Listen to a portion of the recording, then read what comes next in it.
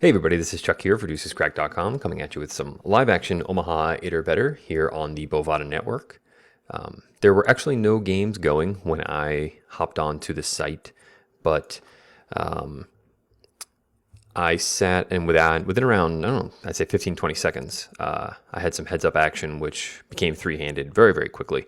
We will talk about game creation later on in the series, specifically when we focus a little bit on heads-up play, because I think if you are going to be playing a lot of 08, you need to be at least confident in your heads-up play, just so you can start and create games. Case in point here, there was no action, and now there is. I'm going to spend a lot of time today kind of focusing a little bit on pre-flop review. This is obviously a easily foldable hand from this seat, and try to dig more into adjustments that we hinted at last week and how I might adjust to some showdowns we may find in today's session. So as I mentioned, this game started heads up. I wanted to wait for it to fill up, and I actually played one of the more interesting hands I've played in a very long time. I guess results-wise, you might say. I'm trying to find it on my, here it is, previous hands. Long story short, let's see if we can take a flop here with this hand. We do have some high card value, just some reads in general. Just this player is incredibly showdown bound and not really looking to fold very much, which is what we're going to see in this other hand. We're going to be out of position, but I think with ace, king, queen, just three big cards, the 8 is kind of not really doing much, but getting a good price, 5-1. I'm fine calling here pre-flop. I did see this player flop the nut flush and check it back. So just going to make any situation where maybe we're value betting thin after that player was passive an easier bet fold, right? Often if we're making a thin value bet and get raised, we will consider folding, kind of weigh the odds. And it's safe to say in this situation, it's pretty likely that this player probably has it. So we'll look to fold there. We flop pretty well.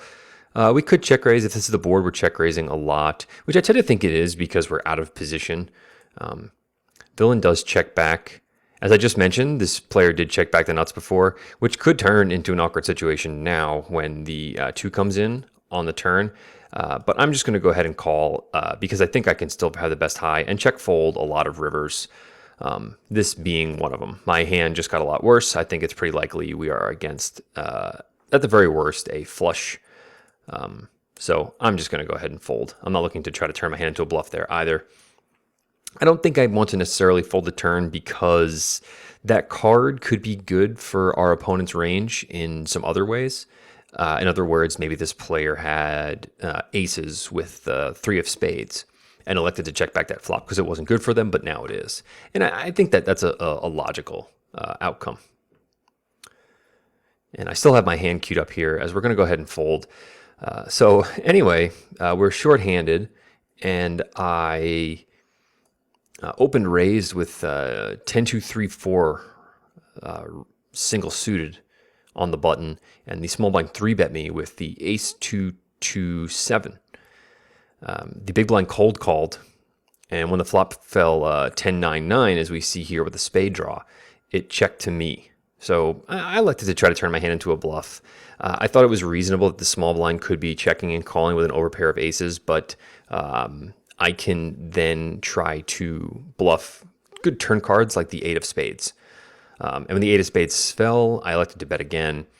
And finally, when the 7 of spades fell in the river, I thought, this has got to be the worst card for some overpair aces. Even aces with the ace of spades has to fold this one, and there's no way my 10-4 is good. And I bet and got called and scooped. I just thought it was one of the more peculiar hands I've seen in a while. And I'll move this window off to the side here so I can key in on showdowns later on to see what our opponents may have called us with.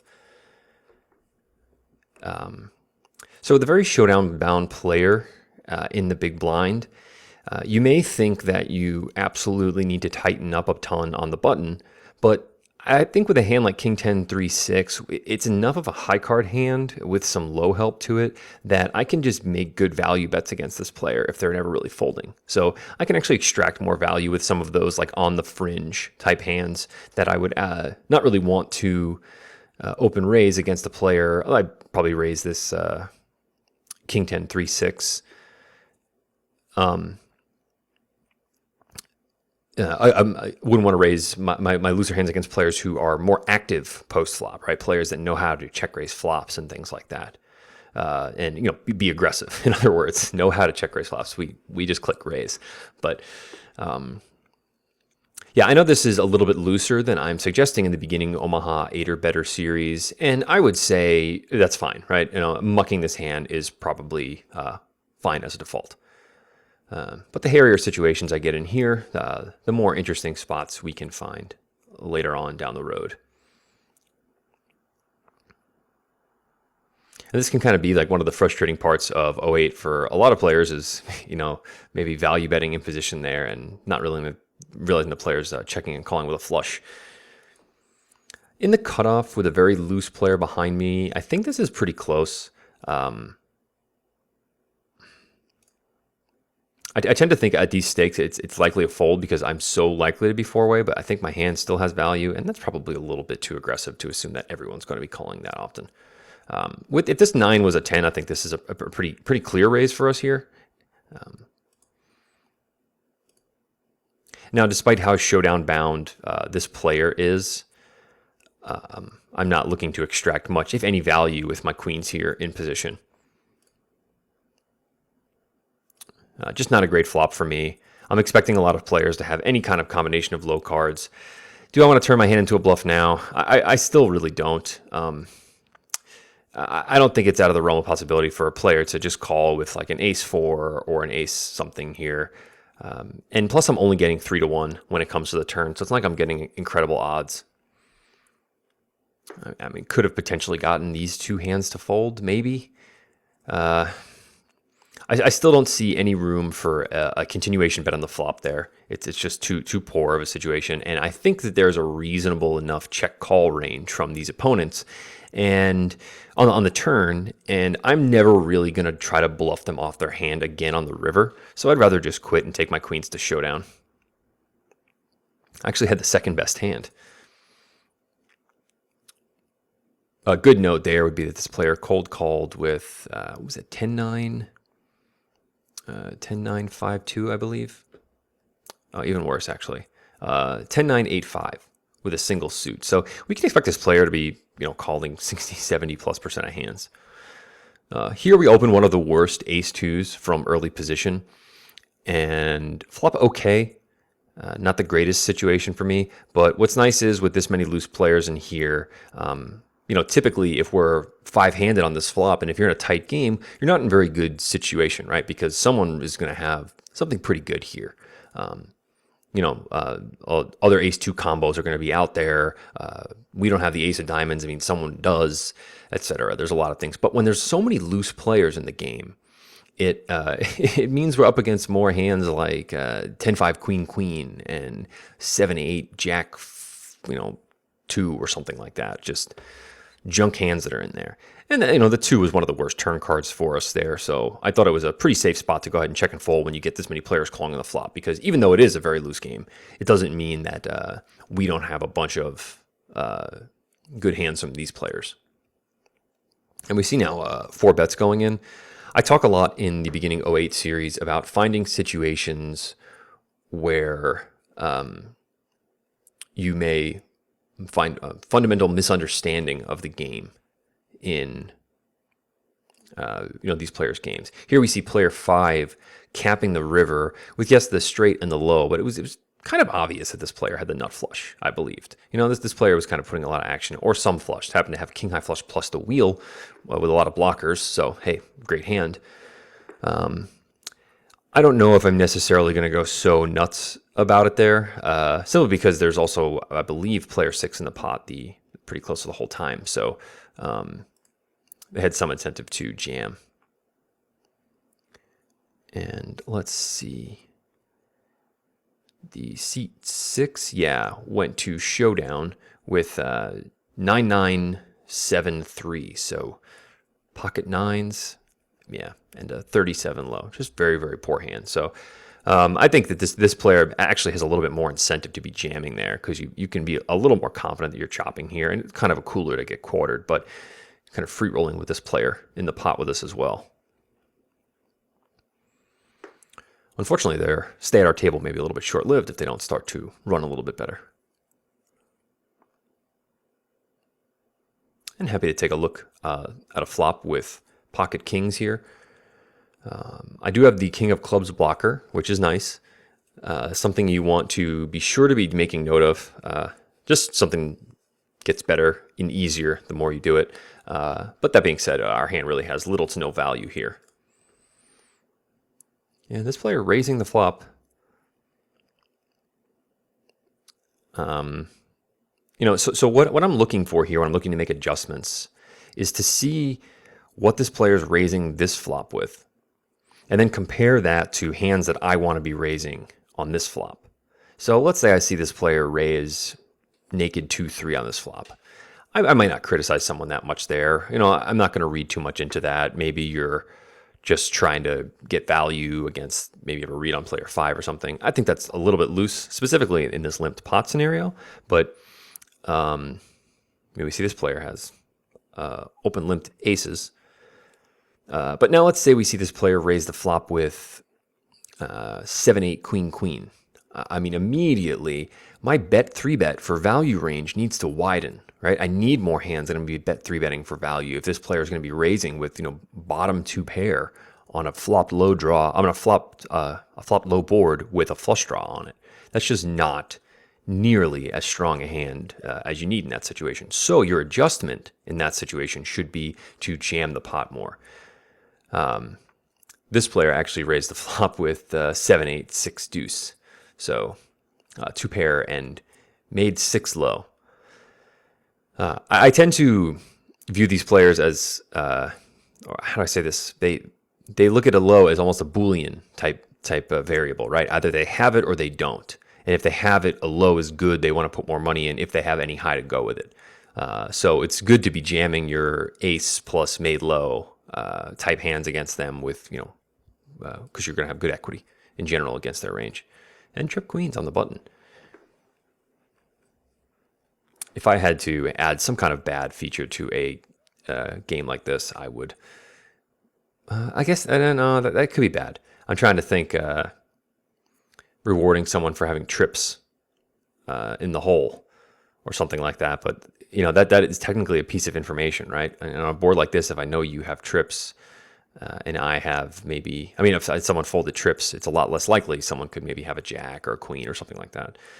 But really, no. Just a side note. Apologies. So the game has gone 5-handed now. Probably open up our ranges a little bit. In general, one thing that you want to be looking for right away to start making adjustments against other players at the table is whether or not they A, have a raising range, B, have a limping range. Or essentially, do they really have a raising range? You can kind of stop there. Sorry for the redundancy, but so here I'm going to bet top 2 for value. Sorry to sidetrack, but player 1 in particular tends to limp quite a bit and cold call quite a bit. So when this player does put in more money pre-flop, it's very clear that they have a premium holding, even has a button open limping range. So that's the real thing you want to be on the lookout for, is players that play that way that I mentioned in the earlier videos. Essentially, basically play their hand based on a chart or some kind of, okay, this is a limping hand, this is a raising hand, rather than actually try to play poker and play aggressively. Like here for player 1, our big blind defense range is obviously going to tighten up quite a bit, right? We really don't have nearly as much incentive to call pre-flop if this player is still open limping hands and stuff in the cutoff, right? Not that we'd really be too excited about defending this hand. This would be a pretty easy fold pre-flop, but especially against this player who's going to have a stronger hand a lot more often. This is kind of a close spot. Our low blocker is kind of weak. I really feel like this hand maybe just plays okay for a check call. Now that we very likely have the best high hand, I think it's a pretty easy bet here on the turn. And with a live 6 and this player maybe having some 2-pair combos, I think it's okay for us to bet.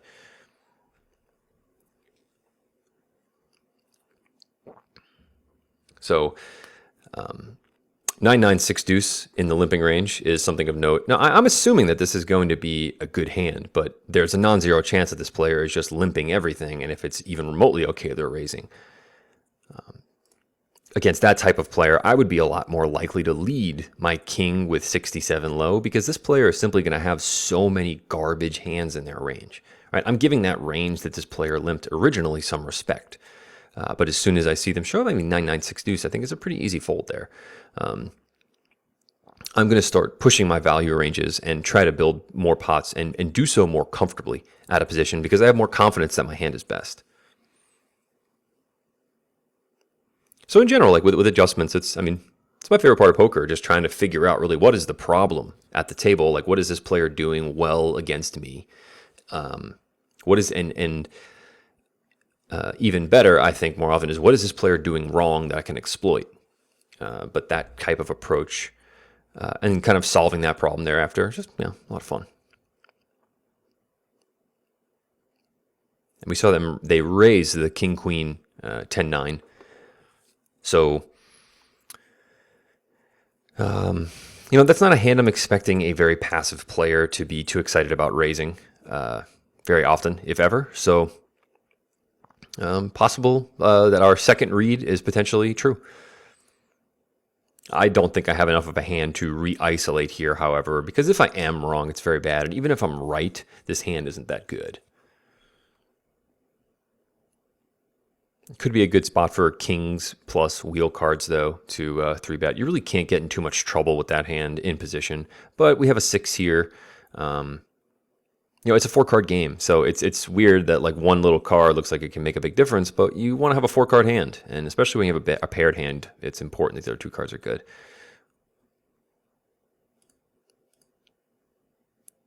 Video run good here, though, of course, in effect. Wow, okay, kings. This player. Jonking the Jack. This may be our same friend from before who's just back for another ride. But can expect player 1 to be a lot more active. Now, you could just also have a HUD up and look at those stats, but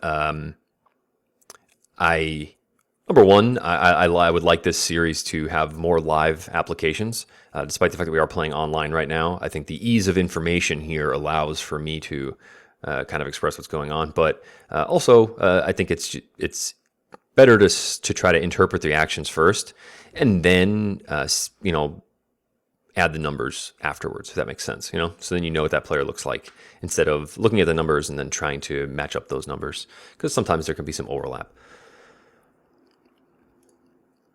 And these hands really all just super easy folds pre-flop, and even if you just look at it, most of the board textures, it's not like we're really flopping much ever, and just how bad these hands are.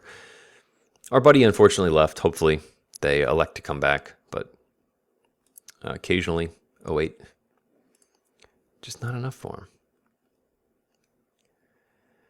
Is clearly, though, a very good game, as we see players showing up with a bunch of hands they just shouldn't have.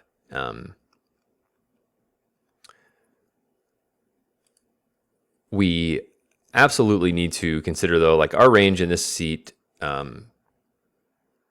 needs to be pretty tight in general, just because we do have this player on the button. So I'm likely tightening up this would be my under the gun +1 range.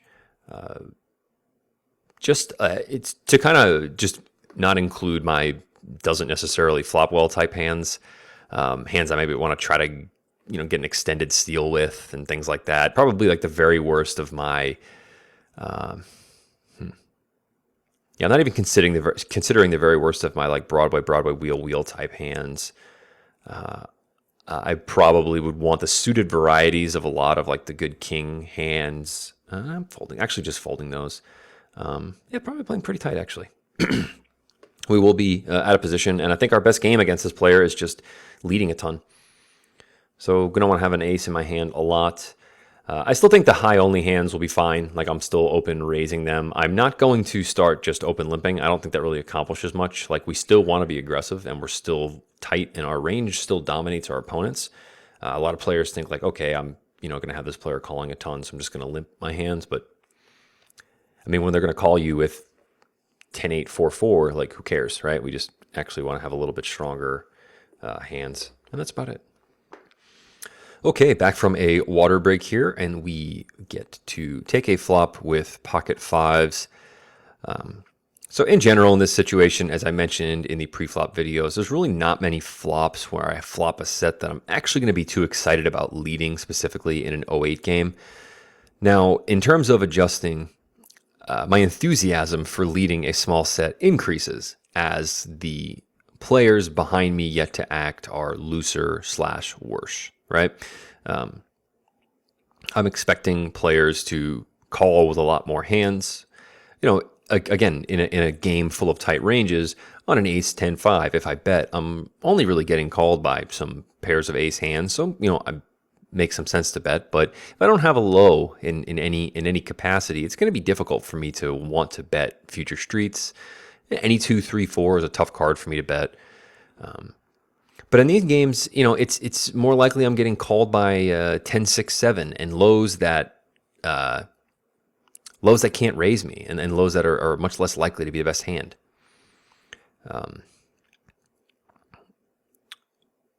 And on top of that, they also have a much greater propensity to call down with worse high hands as well, right? The probability of that player getting away from a hand as bad as like an ace 9-9 8 or something to that effect, it's just a lot lower. And when there's that many extra hands in your opponent's call down range, it's really important that you build the pots more with your big hands. You just have to realize that you have so much more equity because their hands are actually just that much worse. It amazes me that there was a time in my life when I was frustrated by incredibly loose players. And now, like, just as someone who loves 08 so much, it's like your bread and butter, essentially. And really any 4-card game. Or just any game, right?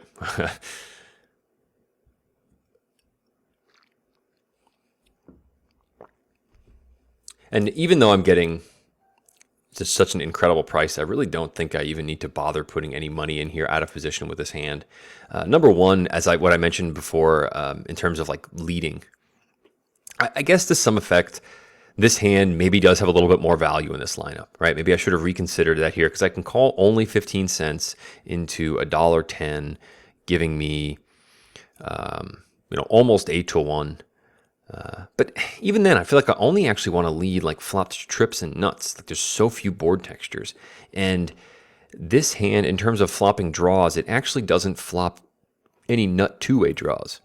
So there's really not many flops I want to be checking and calling or draws I want to be checking and calling much on.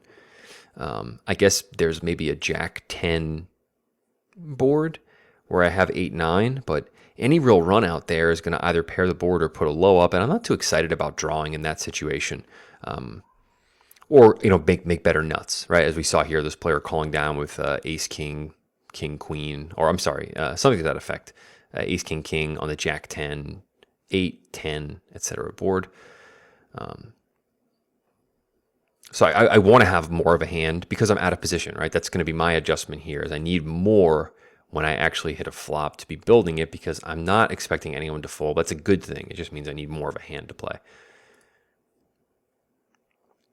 And pocket nines, like, I guess you could argue, again, maybe has a little bit more value when you have the button and a lot more players are going to go ahead and call. But I think you could, use the rake as an excuse because you get such a worse price. I'm sorry, it hurts your win rate. But in general, even though we have the button, pocket nines are just not going to be that great. If the 9 was a queen or a jack, it would just be such a better hand. All right, we have really no top pair value in the 10. The 10 is only making straights, but I think in the end, the fact that you play with very loose players that can occasionally be irrational, it takes away from hands that don't have much, if any, nut value, right? Even though we are on the button. We also the pot was small. It was only one limper. Absolutely would have completed this hand though, right? I mean, this is just a little bit easier to flop things, just a little bit stronger. The king high flush is just a lot better too. So there's more boards I'm happy to check call.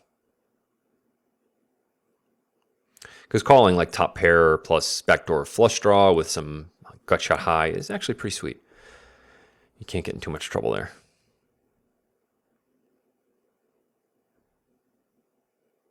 Hopefully we find some spots out of position, though I will be covering more hand examples in future beginning 08 videos. Here our paired 8 makes our hand a pretty easy fold. We see this player 2 open limp. We haven't really discussed this player much. We will certainly be on the lookout for what types of hands this player is open limping. That's really going to dictate the types of hands we want to be raising thereafter. I mentioned this in one of the other videos, but there are occasions where this player is limping hands that are actually better than a good chunk of your raising range. Doesn't mean we can't raise them, right? We're still isolating them and we have the button. If we have a good feel for how that player plays, it can help us as well. Here's an interesting blocker situation, right? Here's a situation where having the flush actually hurts us, right? The fact that we have the queen of hearts and the ace of hearts just makes fewer combinations of flushes that our opponents may actually want to call us down with. Especially in a situation where we have a full house and you have the ace of hearts and you block the fact that someone can maybe have ace 2 of hearts that wants to jam because they have the nut flush plus the nut low. Now, as illogical as that may seem because the board is paired, I think that's something you find a lot of players doing in 08 as well, right? Just thinking about how good is my hand? Well, I have the nut flush plus the nut low, so my hand is incredible. I should jam, but the board's paired. They just didn't think that far. So it's something to keep an eye out for. And let's take a look at a couple of the pre-flop hands. Nothing too interesting. This player did open limp the king 2 3 4 single suited. I honestly can't fault the player that much. Really, not all that bad. I mean, I would fold, but we don't know that this player is necessarily that loose or anything yet if I just see that one hand. The way I like to think of these things is look at the board, think of the worst hand you could possibly play or want to call with in that situation. Did this player call with that hand? Well, if they did, it's safe to say they're calling pretty much anything, right? You can use that same logic to kind of deduce someone's ranges pre-flop pretty quickly, right? If I raise the button and the big blind defends with queen 9 8. Well, we discussed this in previous the queen 9 8 4. It's safe to say that they call with pretty much everything in that situation. Here, when I see this player open limp king 2 3 4, my reaction in terms of can't really blame him. It's just that I'm not expecting this player to really show up with any strange cards quite yet. And the importance of those strange cards is when we start evaluating our value betting range and how wide it is / should be or needs to be. Because the one thing you cannot do in limit poker is leave bets on the table. It is a funny game in that way. It's just one bet. You can only get one button, right? So you have to get all of the bets. It's about creating good lines that trap players, build pots, and increase your equity. Here, I would consider this a pretty big trap hand from early position. You are double suited, but the paired 7 is not good. To some degree, the pocket 7s, like with an ace 2 suited, it's a little bit of help, right? Because now I can flop a set plus the low, and there's a couple more board protectors I can jam if my ace 2 makes the low. there's some combination of 3 through 8 on the board with 3 individual cards. That being said, it doesn't mean we'd rather have them over, a king, queen suited or something like that. It's just the value in them. But 4 or 5 going along with them doesn't do us much, if any help, and the suits really aren't helping, right? The suits here are more kind of just an added bonus. In the same way, if the 4 and 5 were ace of clubs and the 2 of diamonds, the 7 high flush, the 7-2 of diamonds it's more like an added bonus, right? We're not excited about it, but that's what makes it one of the premium versions of ace 2 7 7. That's that little bit of extra equity that goes into it.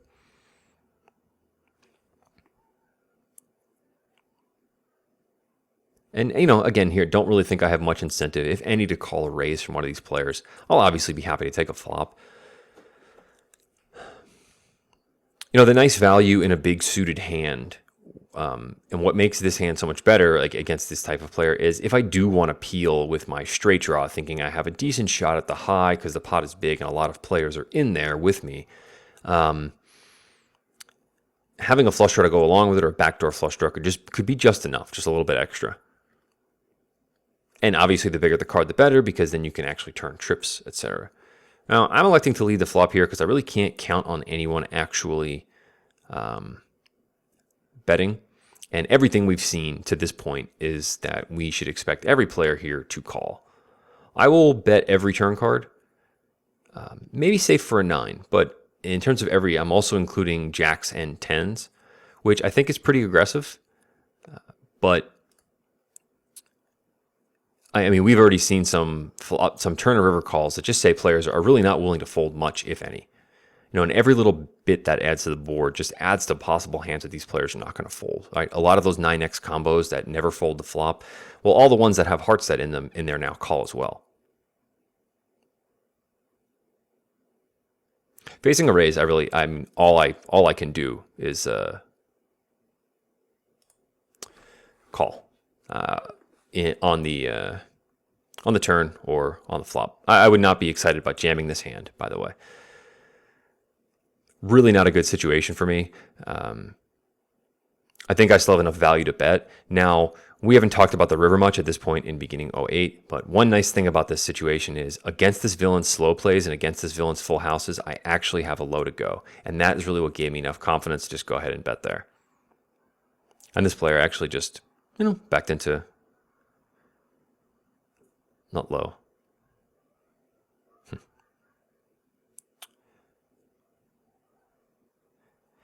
I'm thinking. Now this player 6 may, we had that previous player who called so light, maybe the same player, and my initial reaction is maybe this player should be calling to try to invite this player to call, right? Here we've got to call 40 cents up this player raised, and we have Broadway, wheel, but we have one of the worst versions of it. This is a player we haven't played much with, but still out of position. I want, like I said, a little bit stronger of a hand, and now in a raised pot, it's even more so. And just want to go ahead and fold there. Oh, so my point before about that player's decision to raise, that's assuming that this player actually folds something, right? If this player is actually going to call with any 9 and any low, then that's a great raise. You should absolutely jam the pot there, expecting this player to call. And I think that's the right play, given what we've seen, if that is that player that's actually calling that wide. It's a good adjustment. It's just, you're very confident that your low hand is the best. My range is essentially full houses, or, I think 6-7 was rather deceptive there. Again, though, if this player did slow play with a full house, the non-low combos that also have the full house, I get half the pot. So I was comfortable calling there.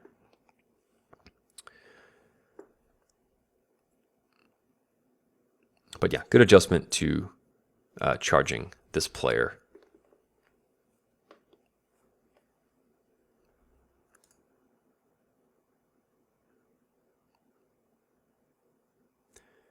We do have the royal flush blocker, one of the more irrelevant facts. Although now when you think about it, how good is a game? These are moments that you should absolutely keep in mind. I mean, we have 1 heart. There are 4, 5. There's only 8 left in the deck. That would mean every player would need a flush here. and there'd be well, for every player to have a flush here, rather, there would be no hearts left in the deck. Of course, people could have two pairs and pair up with straight draws, et cetera, et cetera. But as much as you wanting to call when you're getting a better price because there's more players in the pot, also you need to keep in mind that just means players actually have better hands. It's more likely you could potentially be drunk dead.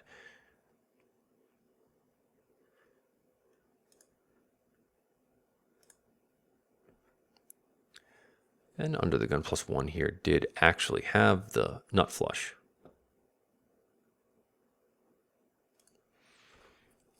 So here, in terms of continuation betting, not one of the better flops for my hand at all.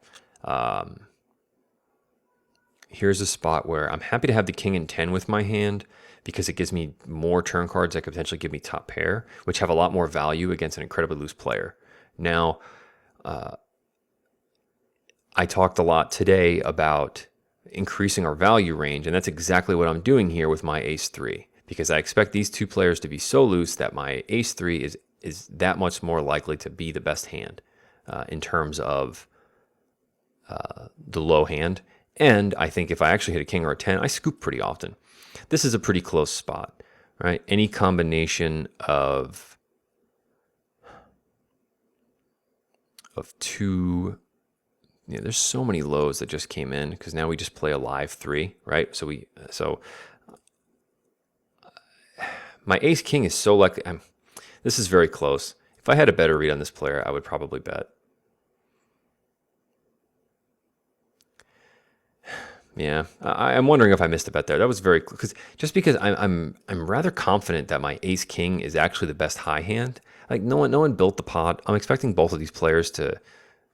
I should have talked about that more a little bit. Sorry. On that flop, I'm expecting on that board texture rather. I'm expecting on the flop or turn to hear from an 8 from either one of these opponents. Right? Everyone loves flopping 3 of a kind. I'm expecting one of these opponents to put some money in the pot. So on the river, that means my hand is just that much more likely best, my ace-king. So now I have ace-king plus a live 3. If my high hand is just the best that often, then I should just bet and be happy. And on occasion, my live 3 is actually good. Now, one thing we should actually talk about, though, is the fact that the big blind had ace-2. Which was a better low draw than ours, and they just check called it. Now, because I didn't expect either player had an 8, I thought my king or 10 could give me the best high hand. I had a little bit more confidence in betting my ace-3, right? I'll pop up this hand here very quickly. So if my ace-3 instead had, on this board texture, maybe if I had like an ace-3-3-6 or something, if I was really only relying on the ace-3, right? Ace-3, ace-3-6, something like that. I mean, something where I'm not expecting my high hand to be good, really ever, nothing that can really improve. I would be a lot less likely to bet. But because I had the king 10 to go along with it, and I thought these players were both that loose. Now, I'm not going to let one little ace-2 throw me completely off my game plan, right? I'm not all of a sudden going to, completely tighten up. But if I'm on the fence at any point, not that this player's gone, who really cares, but if you're on the fence at any point against a player like that, I would look to give them a little bit more credit. Here I elected to call the small blinds raise because I do have position and I have ace-6 against this player and I'm expecting this player to call and it ended up getting limp re-raised. This kind of really blew up in my face and the pot got kind of big pretty quick and I kind of have to call. Once the pot gets that big, there's a lot of flops though. I'm just going to have to fold and I just, put a bunch of bets in.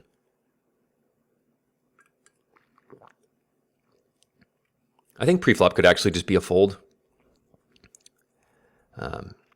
Make this 10 any other Broadway card, and make this 6 at just a 5, and it's a really trivial call. With extra money, in the pot, it's very likely that that's fine to just call there.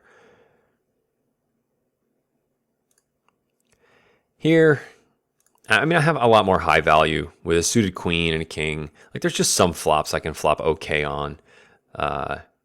Maybe see some turn cards. Now, in this situation, what kind of stinks for me is if the bet comes from seat 3, if it checks through and I want to call once, it's kind of an awkward spot, right? Because there's a lot of players left to act. Here, when it goes bet raise, I have a pretty easy fold.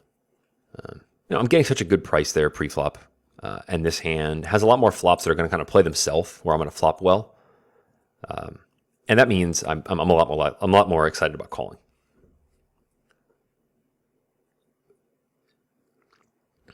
Wow, the ace trip 8s with the suit flops the case 8 too. Feeling a little bit better about my ace 10-10-6 call, and maybe should have considered 3-betting it.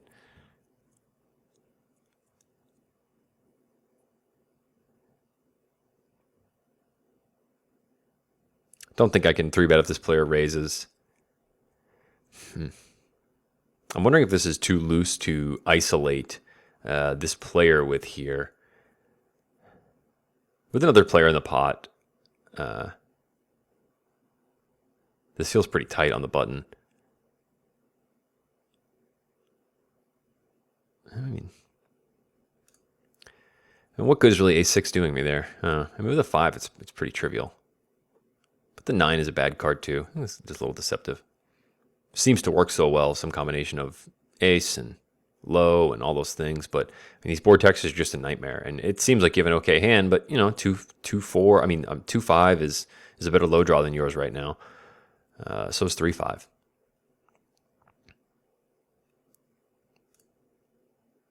So, yeah. Probably go a couple more orbits here. I want to spend a little more time talking about adjustments. We'll find maybe 1 or 2 more examples for the session. Hopefully, a lot of what I'm saying is making sense. If any of you guys or gals have questions about making adjustments at the table, maybe how you counteract someone's strategy, definitely feel free to post them here in the video thread or in the Mixed Game Forum thread on Deuces Cracked. I think it's a good thing a lot of players do when they post that, when they post and say, this is how I'm trying to adjust this player's play, because it's very easy to, maybe make a counterintuitive play, try to do something that just isn't right. We can take a look at some open limping ranges here, which is always one of my favorite things to do. Queen Jack 4-8 and Queen 7 4-5. And we had Ace Queen 9-6. If players are limping that loose, should I be raising that hand there? I still think it's pretty close. With all the money in the middle. And maybe with the nuts suit, I think it's really snap, just raise. Just play poker, bet the flop. Yeah, that's probably correct.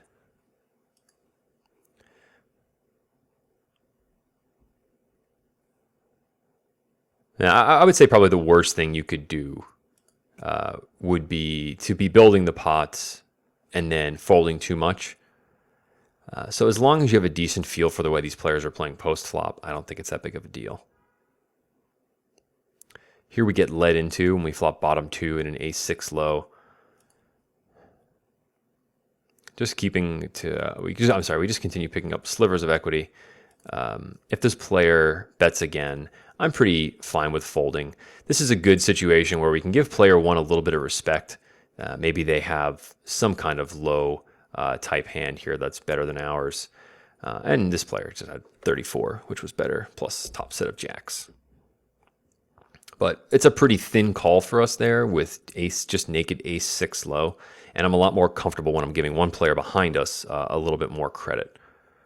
That being said, this player called down with pocket kings, which I think is pretty poor.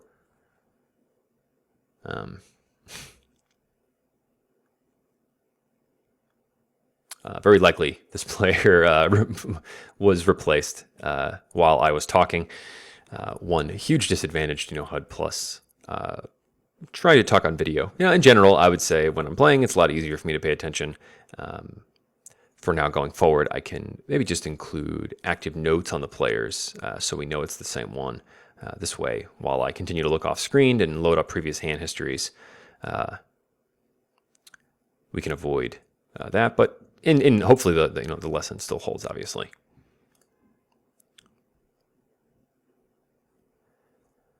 And yeah, we'll probably go one more orbit here, although this game is clearly very good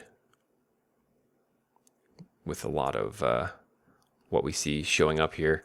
Happy to take a flop with this hand. Again, just lots of little perks to make this a premium version of an all Broadway hand. I would prefer the 10 be a jack, either one of these be the same, just because those are better hands. I don't want to flop a set of 10s nearly as often, but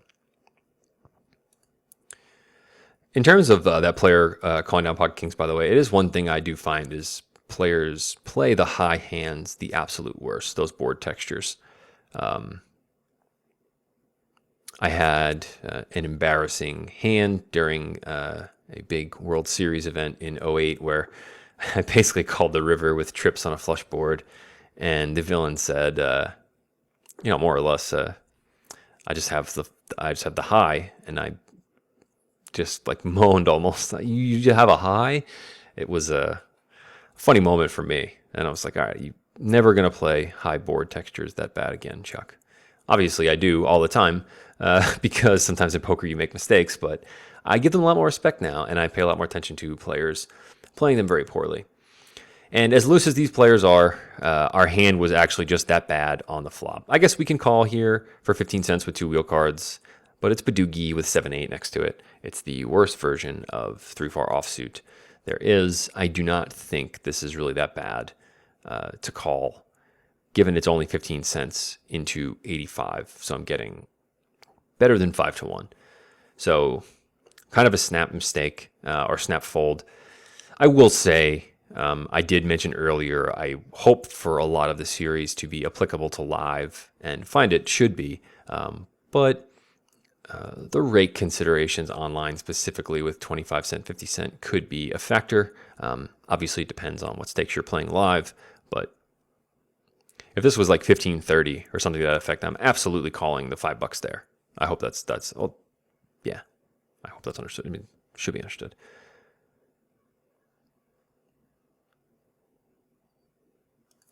And a big problem with a lot of these hands is even if we are flopping okay, we still have to like call flops with that hand, right? I don't want to be peeling with like a 34 low. It's just not a profitable decision. So I'd rather just not even bother playing that hand in that situation if I'm not going to be able to play it profitably.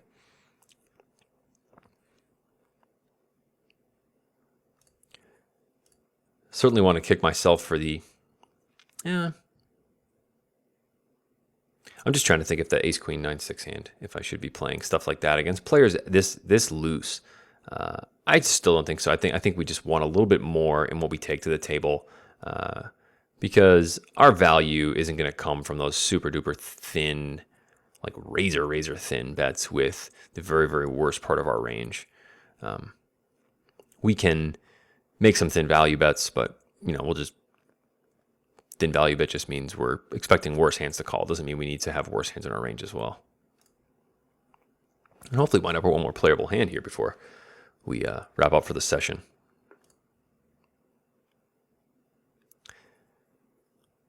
So what kind of hands then, adjustments wise, would I want to be calling? Well, because if I have to be able to play some more stuff. With the queen 9 suited there and the ace 6, I think it's actually pretty close, right? If it was a little bit better, I think calling really can't be that bad. If you have like ace queen 10 or something that affect you, and you can hit more Broadway board textures. Just slightly worse versions of a lot of hands, especially when you know you're going to have position, can become playable. Doesn't mean I'm going to go anywhere near my small pocket pairs. I want to avoid reverse implied odds hands. Maybe you could say you don't want more than 2 cards between like 6, 7, 8, 9. Something to that effect.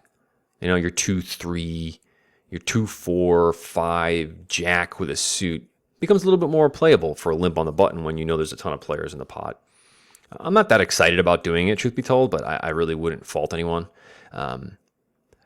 And I think this hand here, even though it's pretty weak and a lot of players would limp, I just think this is going to create so many profitable situations for me post-flop where I can push my equity edge against these two characters. We know this player's in the pot already. We got call behind us, but like, it's really not going to be too tough to play this hand post-flop for us.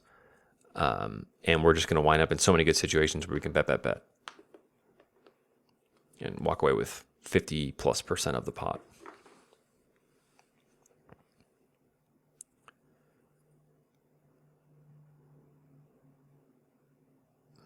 All in all, not a very good flop for us. If it checks to me, I will bet. Number one, I expect these players to call incredibly wide. Number two, this is a bit just pretty much a victory. Like, getting the button and being able to play the turn and river with no one behind me is really good, especially with a very good backdoor low draw like I have. Adjustments wise, value betting wise, a turn 5 or 4 or 3 could be a value bet in this game, just because we could potentially have the best hand plus the nut low draw, as is here. Anything that doesn't give me a low draw, I would consider a pretty bad turn card, but I still think the bet on the flop was money well spent.